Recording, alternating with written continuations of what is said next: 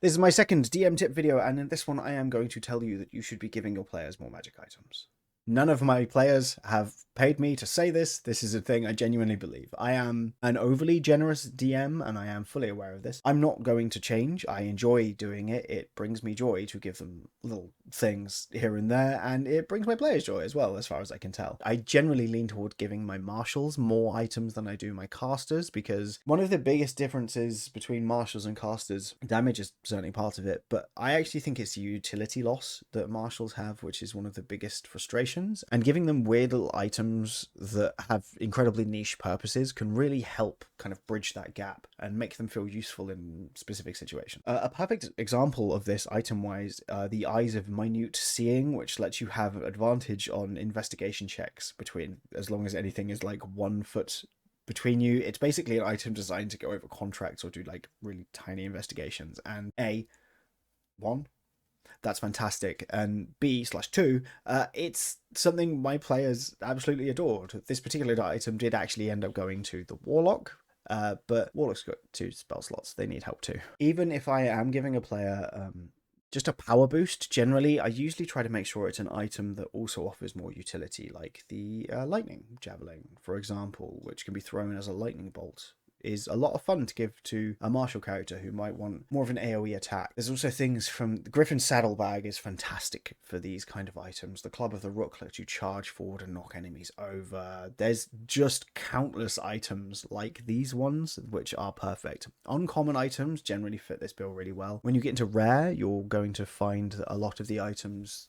are more overtly powerful and breakable often as well. But the items don't have to be powerful. They can just be just like a weird thing for a really specific use case. The Fey items I did a homebrew video for a while ago were all kind of useless generally, but they had really specific things that they could do, which the players can probably at some point figure out how to break. I will never mind my players using an item I've given them in a creative way, because it's D&D, that's the point. We're all trying to have fun. And also because it helps me grow as a DM. The more unexpected scenarios I come into, the more I can expect the unexpected. And I think whether you're really good at improving or you like to think ahead, like either way, this is kind of an integral skill to have as a DM. It also means that the players just have more options for what they can do at any given time, whether that's in an RP scenario or an encounter that's a heist, or an encounter that's a fight. Having more things that they can choose from means that they will spend a slightly longer time thinking about it, which might be a problem if you've got a group that is,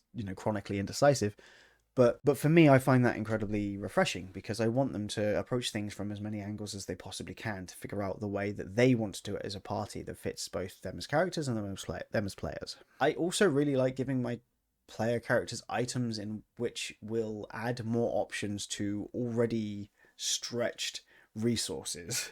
So let's take I will take a recent example as an example. That's why I said it was an example. I've said the word example too many times. Rogues get Uncanny Dodge, which lets them take a reaction to halve incoming damage, basically. It's very strong rogue stuff. But that's assuming they get hit, and it's generally better not to get hit, right? So I gave that same rogue the Quick Step Rapier, which allows them to take a reaction to move back 5 feet when attacked, and the attack then becomes at disadvantage. Now, when my player is attacked in melee or otherwise, they have to figure out, is the best thing here to take half damage, or is the best thing here to kind of gamble and see if I can take no damage? This makes every decision feel a bit more meaningful, because the more things you can choose from, the more impactful every individual decision is. Martial classes, and I'm sorry to keep going back to this, I really like martial classes, but playing a spellcaster is just more fun most of the time, because you've got a bunch of stuff you can do all the time. So giving your marshals a range of different weapons they can use, like a maul that can deal extra damage to specific damage to creature types, or like I said, the lightning javelin, or a heavy crossbow, or giving them more weapon masteries than they're meant to have, is something that can just make the game feel more like they've got proper agency in it. And the world of D&D YouTubers and D&D at large loves to talk about player agency. If the player only ever has one choice, are you railroading them in combat? Is an important question. Sure, that's what they've chosen to do, but you as a DM can facilitate more options by giving them more options. Items are a really easy way to do this, but as I said in a video, as I'm going to say in a video on Monday talking about feats, I'm also in favor of kind of giving away free feats and homebrew feats and stuff like that. The worst thing that will happen from this as a DM is that maybe they'll start finding some encounters too easy, but all that means is that you can use more interesting monsters sooner, and that will make things more fun for you as well. So yeah, give your players more items. They deserve it. If you're a DM watching this, and a player has sent this to you, I guess this is a really subtle way of telling you that they want more items. If you already give them loads of items, do feel free to tell them that they're being greedy, but you know, also give them another item. What damage could it possibly do? That's that.